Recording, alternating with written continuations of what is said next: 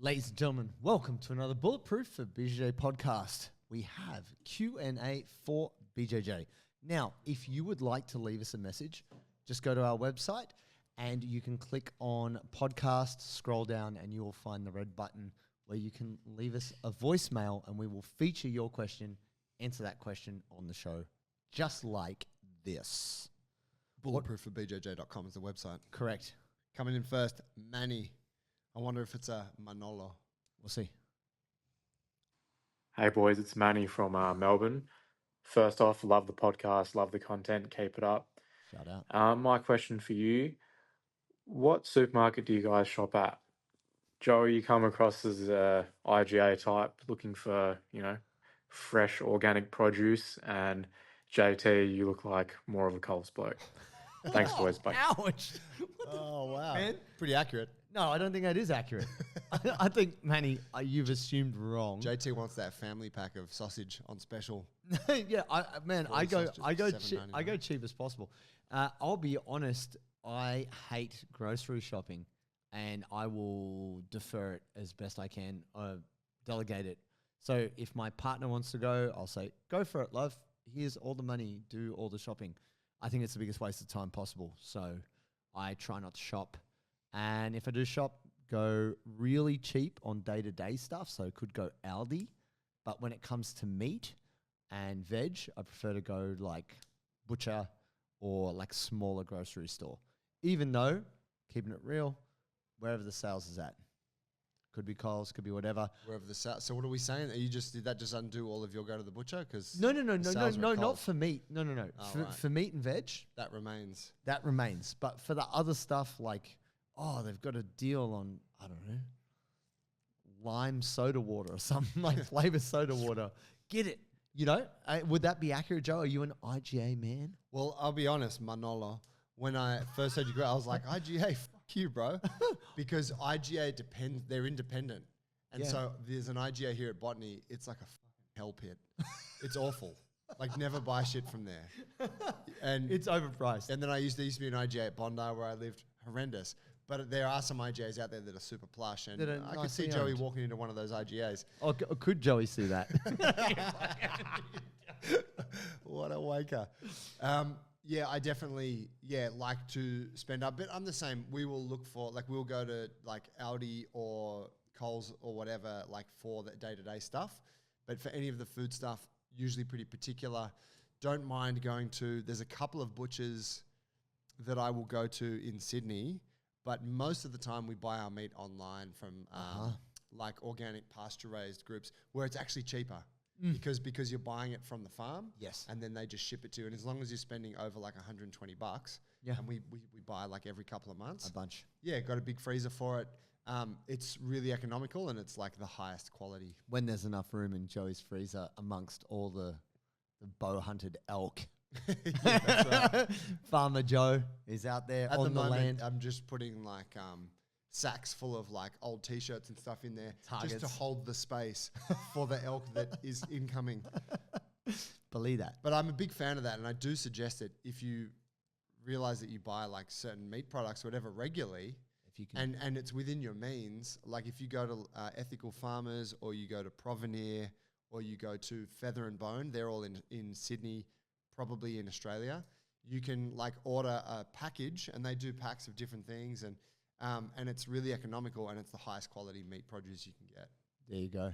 But also, how dare you with your assumption? Just saying, man. Come see me. Manny, my guy. Next one coming in from Jeffrey.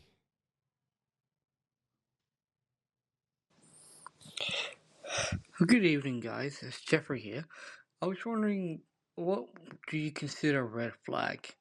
I went to a gym, a BJJ gym, the other day, and it was hardcore heavy metal music blaring throughout the class. I couldn't hear exactly what the instructor was saying, so I just followed what other people were doing.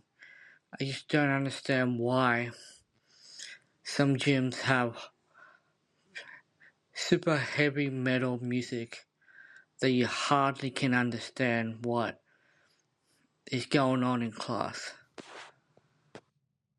Jeffrey, good question, man. Hey man, I don't know. That sounds like a powerlifting gym to me.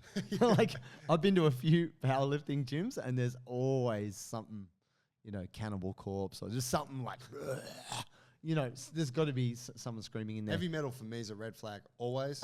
I like some of it, but if I'm in a gym, I'm like, I'm more of a hip hop house music kind of guy. Yeah, look, I have nothing against heavy metal. I guess the thing is just the idea that the music is playing while the instruction is going on. That seems like a fundamental flaw. Yeah, and it's not even a red flag. It's like, that just doesn't seem like good practice, especially if you're new and you can't hear what the coach is saying.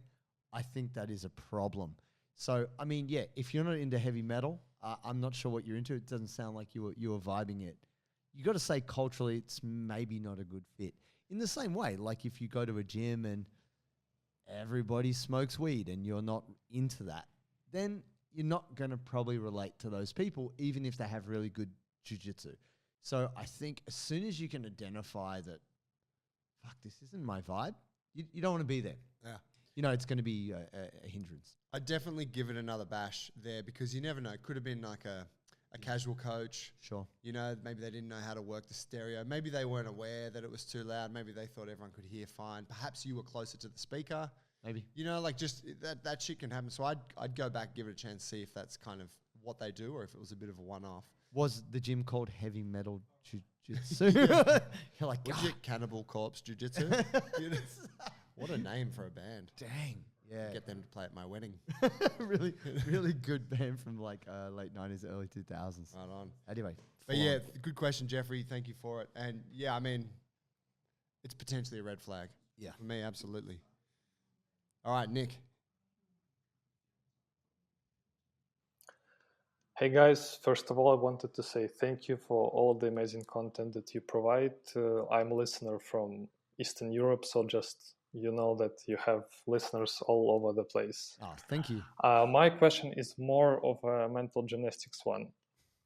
In many podcasts, you talked about how some techniques can be more injury risk than others.